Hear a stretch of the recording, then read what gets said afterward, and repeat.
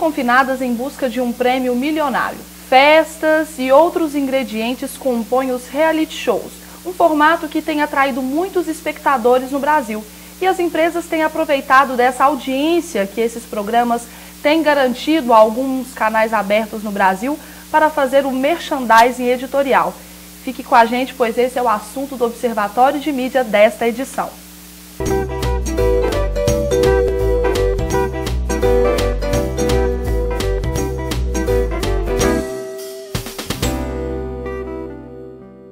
No estúdio recebemos a publicitária e professora da Faculdade Pitágoras, Unidade Divinópolis, Silvana Maria, e o coordenador do curso de Psicologia da Faculdade Pitágoras, Cláudio Rezende.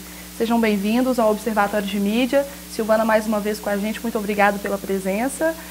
Cláudio, eu queria abrir esse bloco para a gente falar um pouquinho, contextualizar sobre os reality shows. Por que as pessoas se interessam tanto por esse tipo de programa em que a vida do outro, né, está sendo exposta, a beleza física, os defeitos? Queria que você comentasse um pouquinho. Bom, acho que a gente precisa entender esse contexto todo, né, Samir? Não dá para descontextualizar. Nós voltamos a essas questões, já falamos disso em outros momentos. A sociedade que nós vivemos é uma sociedade consumista.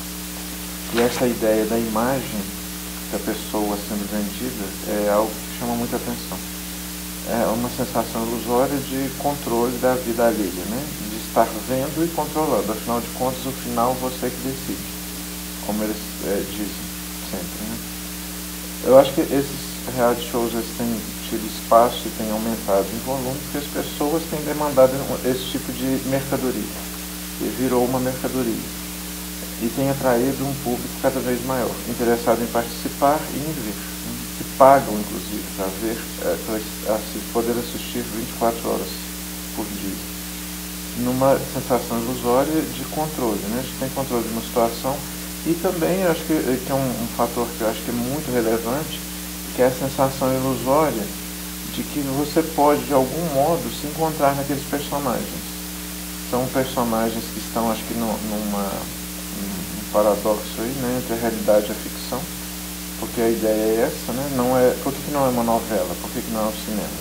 Porque ilusoriamente é uma situação real que está sendo acompanhada pelos telespectadores.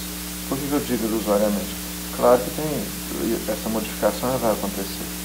Quando aquelas pessoas são selecionadas e vão para um espaço, não estão mais num ambiente real, natural, é um ambiente artificial. E isso vai provocar alterações no comportamento, alterações em termos de vínculos que são feitos, né? Disputa-se R$1 milhão, ou seja lá o que for, uma vaga, né? Isso tem ficado cada vez mais comum. E essa é uma situação que não é natural, que é artificial, que é produzida. E, fantasiosamente, eu posso, enquanto espectador, me projetar nessas situações ideais. Uma casa maravilhosa, nesse luxo, nessa questão da mídia, né, que essas personalidades acabam tendo por um tempo. Silvana, e por falar em reality shows, a gente vê que tem sempre um merchandising dentro desses programas, né? As empresas viram uma forma de aparecer, né, de ganhar um status também junto com a audiência desses programas. Que merchandising seria esse? Na verdade, é bom ressaltar que o conceito de merchandising, ele vem da ciência do marketing, como sendo ações voltadas para o ponto de venda, né? Onde tem como objetivo promover o produto e a marca, consequentemente, criar uma identificação com o consumidor no ponto de venda, né? Essa é a definição da ciência do marketing. O que aconteceu é que, na próxima década de 70, uma empresa que atendia a Globo tomou para si chamar as publicidades feitas, propagandas feitas dentro de programas como merchandising também, né? O que seria, ela considerou a televisão como um ponto de venda. Hoje a gente tem divergências entre autores que vai colocar o merchandising, né, na sua concepção mais pura, como sendo ações realmente no ato da compra, no ponto de venda, onde se dá o consumo. É até uma vertente do marketing de experiência, onde você tem a sinestesia, né? Você pode, com todos os sentidos, se identificar com a marca. E esse merchandising, né, que ele participa da editoria do programa, né, ele vai ser chamado de merchandising editorial, ele faz parte do programa. Diferentemente quando a gente percebe assim, um Faustão que para o programa e faz uma publicidade, uma propaganda de um cartão de crédito, né? Então, no programa as coisas acontecem diretamente, eles estão numa festa, estão bebendo uma bebida.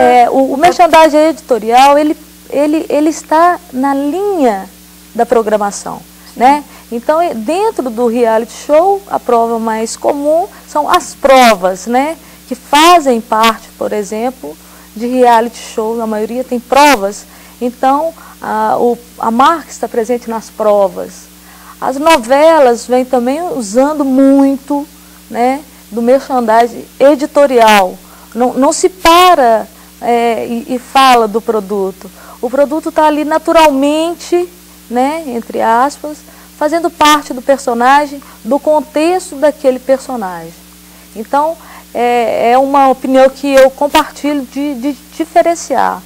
Um merchandising são ações para ponto de venda, que hoje, no contexto contemporâneo, ele lida com o marketing de experiência, né, onde vai se tocar, vai poder experimentar a marca. Sim. E o merchandising editorial é aquele que realmente participa do que está programado em determinadas, como no caso um Big Brother, por exemplo. Todos os grandes patrocinadores fizeram parte do merchandising editorial. A gente percebeu que pouquíssimo se fez na grade comercial tradicional.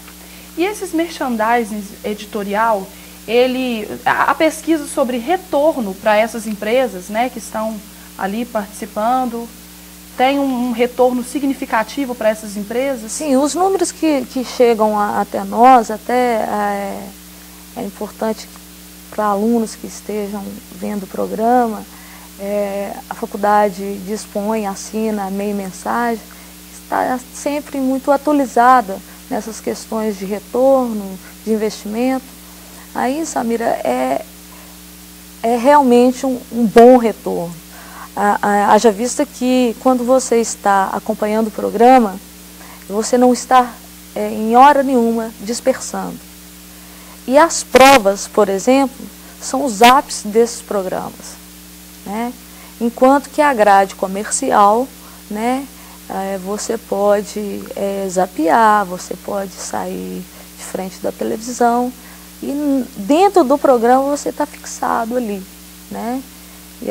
E cada vez mais os anunciantes têm contratado equipes para criarem provas que superam a criatividade, que no outro dia ganhem até mídia espontânea. Não sei se vocês lembram, teve um BBB que a prova da Super Bonder, né, que colava o sapato dos participantes, e eles eram colados, né, ficavam pendurados pelo sapato, dando ideia aí, comprovando o diferencial do produto, né, ele realmente funciona. Funciona, e foi uma prova que foi muito comentada, muito divulgada nas redes sociais. Então, hoje o merchandising editorial já não é uma tendência, né, lembrando que a tendência é aquilo que é incipiente, ainda é pouco, ainda está por vir, ele já é uma realidade na TV mundial, há de se confirmar isso. Sim. Cláudio, a gente vê que nesses programas onde as pessoas são confinadas, elas passam, né, elas são pré-escolhidas, né, são avaliadas por questionários, a aparência, né, é algo que conta muito nesses programas, o que a gente percebe, né, em determinados realities. Mas você acredita que as pessoas que participam desses confinamentos, elas estão preparadas para o que está ali fora? Porque dentro é uma realidade, né? Elas estão ali para não ter contato até então com o mundo lá fora.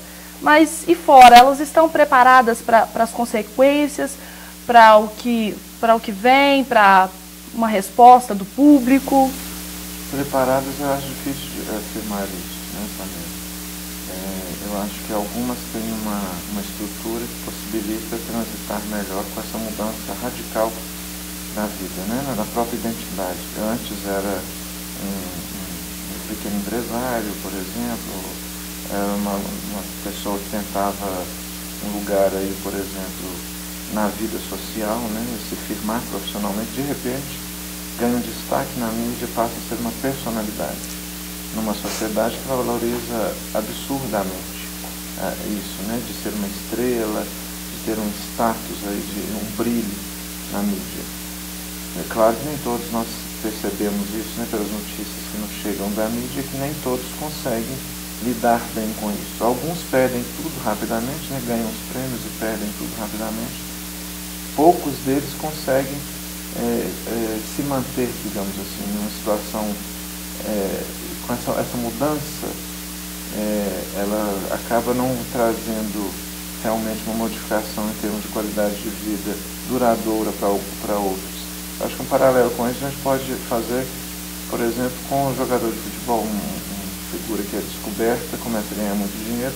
Alguns no final da vida, no final da carreira, já perderam todos os milhões de reais que ganharam ao longo da carreira de sucesso, porque essa estrutura faltou, né?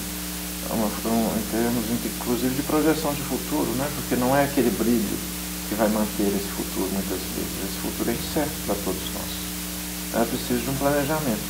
E esse planejamento, para que se consiga fazê-lo, é preciso conseguir não ser tão imediatista, né? Gastar tudo, porque isso aqui vai durar. Esse brilho é um brilho que eu tenho agora e passei a ter, como se fosse uma estrela, né? Acho que esse termo ele é também paradoxal, porque alguns têm a estrela como algo eterno. É eterno para uma existência, a nossa existência, mas as estrelas têm uma duração também. Elas não são eternas. Eu acho que há esse equívoco, né? Claro que não tem estrutura, alguns não têm estrutura para estar nesse ambiente artificial. Como você disse, né, são selecionados. São selecionados a partir do quê? A partir de uma ideia também que se quer vender. Não é só o produto, é uma ideia. Uma ideia mesmo. Um estilo de vida, talvez. Né? São selecionados por perfis. Físicos. Psicologicamente, né, na verdade, algumas vezes a gente lê, né, que eles são selecionados, inclusive, para alguns são personagens, né? Tenta se identificar um personagem de uma trama. Pensa-se no enredo, numa trama, então a gente precisa de um polêmico, a gente precisa de uma sedutora, a gente precisa de um que vai liderar, talvez, que é mais cria caso, né? Então é um cenário, né, que se monta com personagens já previamente pensados e busca-se nos milhares e milhares de inscritos aqueles que vão fantasiosamente atender aquela expectativa. Com certeza. Bom, nós vamos continuar esse assunto no próximo bloco. O Observatório de Mídia faz um intervalo e volta em instantes. TV Pitágoras, o futuro começa aqui.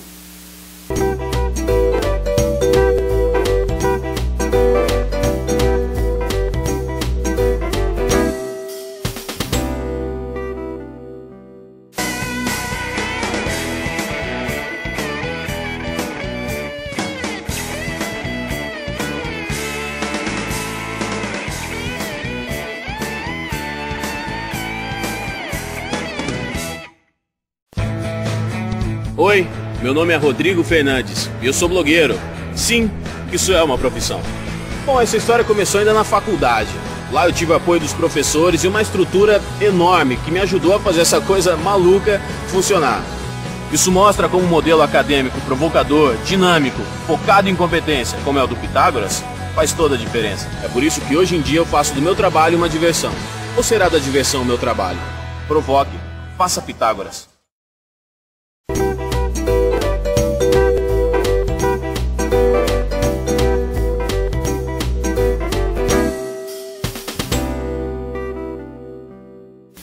o Observatório de Mídia está de volta. Nesta edição vamos falar sobre os reality shows e o merchandising editorial que acontece dentro desses programas. Continuam conosco o coordenador do curso de Psicologia, Cláudio Rezende, e a professora e publicitária da Faculdade Pitágoras, Silvana Maria.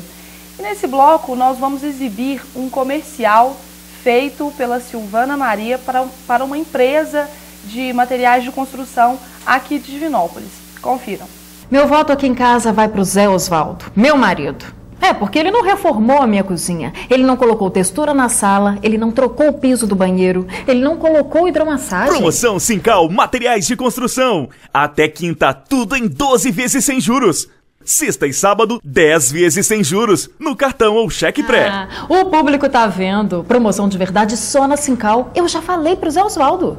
Promoção Sincal. Divinópolis, Itaúna, Pará de Minas e Nova Serrana. Bom, e é sobre esse comercial que a gente vai falar um pouquinho agora. Silvana, conta pra gente qual foi a ideia, né? Por que vocês resolveram montar esse comercial em cima de um reality show? Estava em alta na época, como é que foi isso? Na verdade,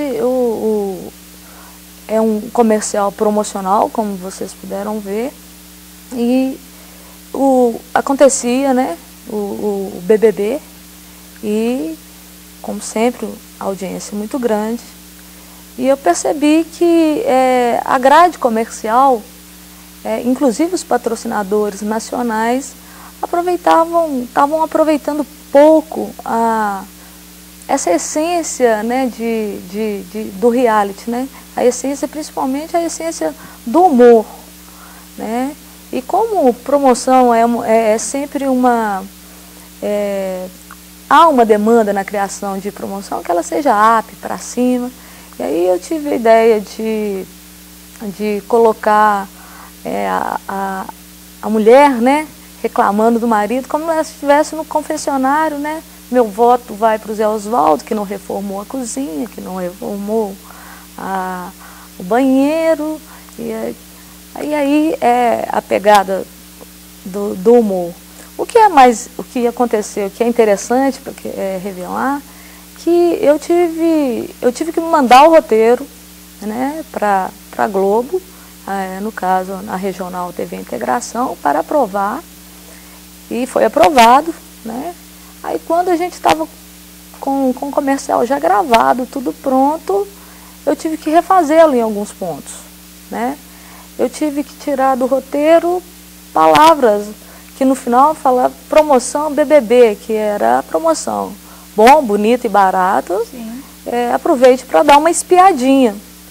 E a Globo falou que eu não poderia usar. Então, palavras assim, de propriedades que não se justificam, né? Então, espiadinha virou uma propriedade do Pedro Bial, do programa. Sim. Que eu tive que tirar. E assim, tive que passar de hierarquias da gerência local para a gerência em Uberlândia e outras gerências, para conseguir veicular o comercial, né? Ou seja, essa linguagem desse reality show muito famoso no Brasil, ela virou uma linguagem própria do programa, né? E admitida somente ali. Exatamente, e uma propriedade que não se justificava, né? Eu estava apenas, eu não estava fazendo um cenário, eu estava sugerindo, né? Na verdade o comercial sugeria o que o reality faz, que é votar em quem vai sair da casa, né? E tive que enfrentar mesmo, tive dificuldade de veicular. O que, por exemplo, na emissora concorrente, houve a veiculação normal, sem nenhuma restrição. Sim. Esse merchan dentro dos realities, e como você citou no bloco anterior, nas novelas também a gente já percebe isso, tem valores muito altos para as empresas, né? São valores... porque na verdade o valor de uma inserção numa mídia, ela é proporcional à abrangência. Então o programa é rede nacional, então ele vai ter o valor nessa proporção. Sim. Por isso que anunciantes regionais ainda não tiveram oportunidade assim de fazer esse merchandising editorial, porque nós temos baixíssimo percentual da programação regional, né? Então a gente pode perceber quais são os anunciantes que participam, né? E estão se especializando. Hoje, por exemplo, em novelas, antes a gente via claramente, dava uma interrupção, a gente falava assim, olha como que estão fazendo a propaganda. Hoje a gente, às vezes, um detalhe de um carro, né? Uma filmagem de um carro.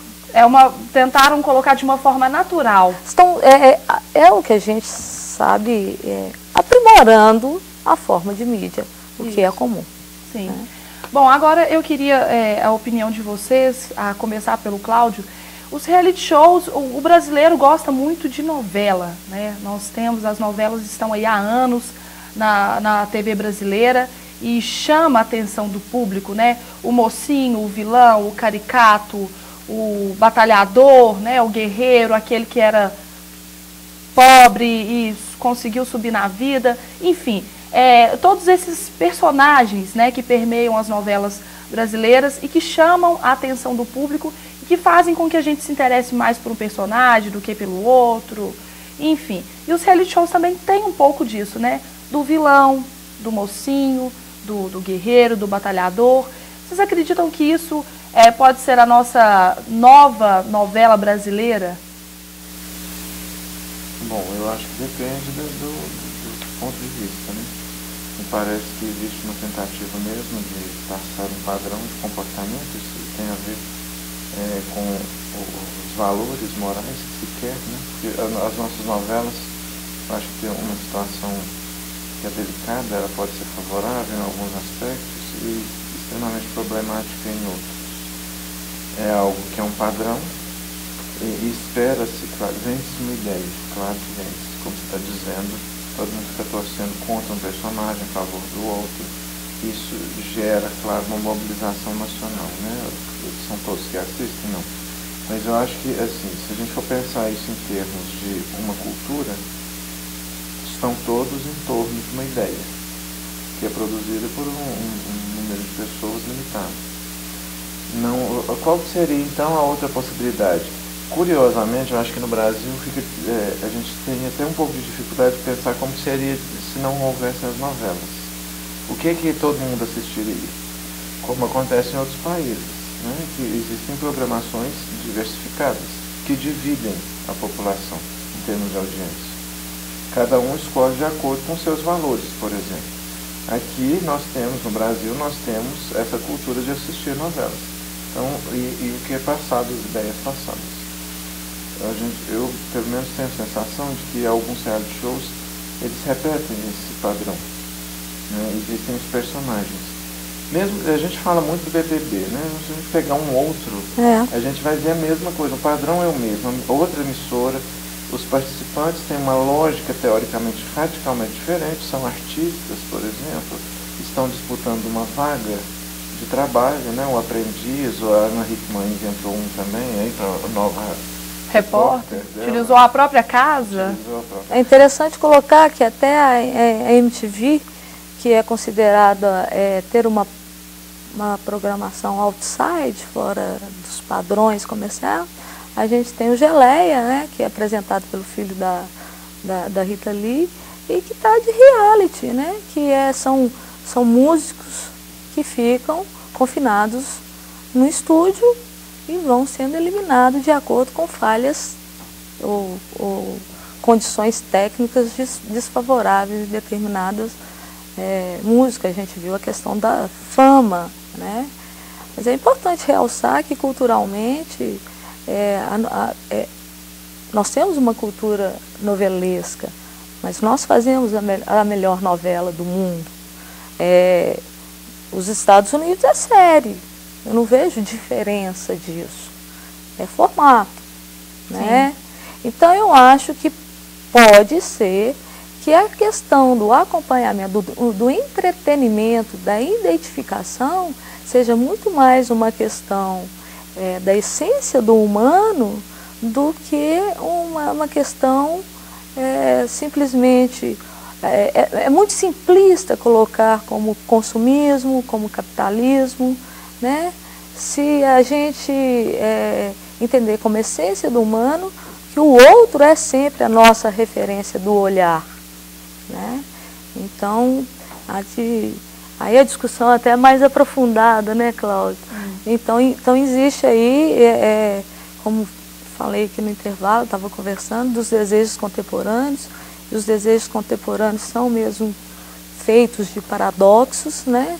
E isso impõe novas reflexões, impõe novas atitudes de uma forma geral, e não seria diferente na mídia, porque senão a gente começa a partir do contrário, de que a mídia faz as pessoas, né?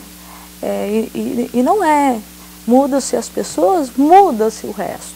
Essa é a equação, não é o inverso.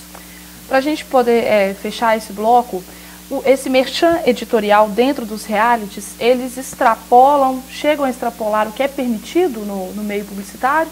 Ou ele está dentro, né, do que se convencionou? Assim, se eu entendi bem a sua pergunta, assim, de permissão, né? É bom a gente ressaltar e falar que a publicidade, existe um órgão autorregulamentador, que é o CONAR, que não é um órgão governamental, mas é um órgão criado em 78, né? Criado numa época em que ou se criava um órgão para se autorregulamentar, ou se não, corríamos o risco de ser censurados pelo governo. Então, o CONAR, ele tem um apoio irrestrito da Associação de Anunciantes, da Associação de todas as mídias. Então, por exemplo, quando uma propaganda é retirada, ela não é obrigada a retirar. Ela é sugerida, ela é sugestionada, o CONAR sugere que ela retire. E até hoje, todas as sugestões do CONAR foram acatadas, né? Então, é um órgão que tem legitimidade no meio. E dentro dos realities, nunca houve, e aí é um processo, o CONAR tem um processo, todo mundo pode fazer uma denúncia, desde um consumidor, desde uma entidade, e essas denúncias passam por processos de análise dentro de uma hierarquia do CONAR e são deferidas.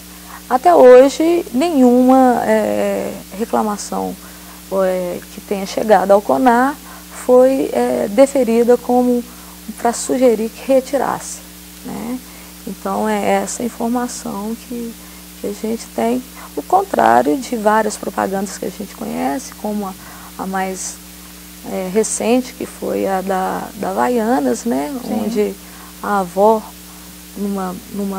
numa questão de humor, sugeria à neta que se casasse, né, com um ator, né, que eu acho que era o Cauã. Sim. E a neta falou assim, não, deve ser muito difícil. A avó sugeria que namorasse. E a neta falou assim, não, deve ser muito difícil casar com uma pessoa famosa. E a avó fala assim, não estou falando de casamento, estou falando de sexo.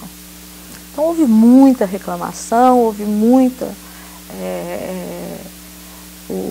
E o CONAR sugeriu que retirasse do ar. E foi retirada. Inteligentemente, a Havaiana voltou ao ar pedindo desculpas das pessoas utilizando a mesma senhora, né? Que foi a avó. Pedindo desculpas a quem que se sentiu ofendido. E quem gostou continuava nas redes sociais. Eu acho que você está trazendo, eu acho que é um ponto importantíssimo.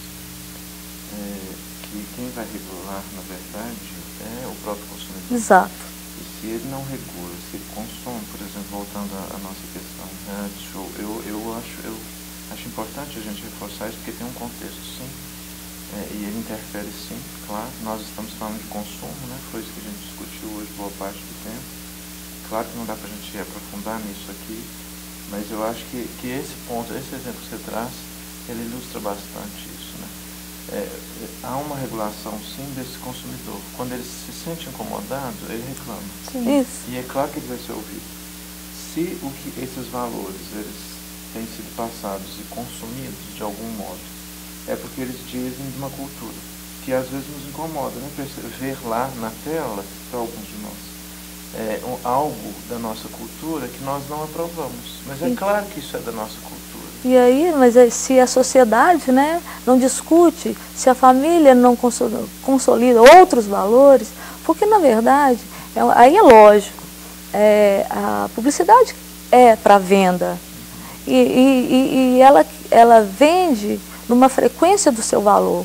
Então a discussão do que é permitido, do que não é permitido, o que é ofensivo ou não, tem que partir da sociedade. Sim. Né?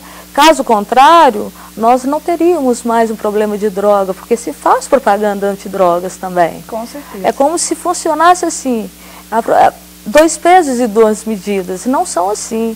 Então eu tenho uma propaganda antitabagista que tem contribuído muito, sim, mas por uma criança que tem o pai como o herói da vida dela, fumando, uma propaganda antitabagista é completamente inócua.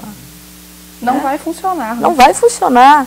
Então, mudanças passam por valores, e valores por gente.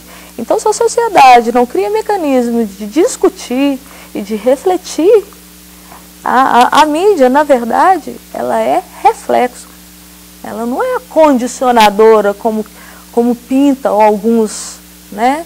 Eu não estou fazendo aqui nenhuma defesa da mídia, que ela não tem o papel social a cumprir. Assim como tem, por exemplo, o publicitário tem a sua ética, claro que tem, assim como tem que ter o médico, como tem o psicólogo, como uma composição da sociedade. Mas isso está na mão realmente da unidade da sociedade, que para mim se chama estrutura familiar. Com certeza. Queria agradecer a discussão muito bacana que vocês trouxeram aqui, o conhecimento. Uma pena que é um tempo tão curto que a gente não possa aprofundar mais, mas mais uma vez, obrigado pela presença de vocês. Eu que agradeço, amiga. O Observatório de Mídias chega ao fim. Você já sabe, nós estamos nas redes sociais e temos também nosso canal no YouTube. Não deixe de conferir, dar sugestões, participar com a gente. Obrigado pela companhia, um abraço e até a próxima.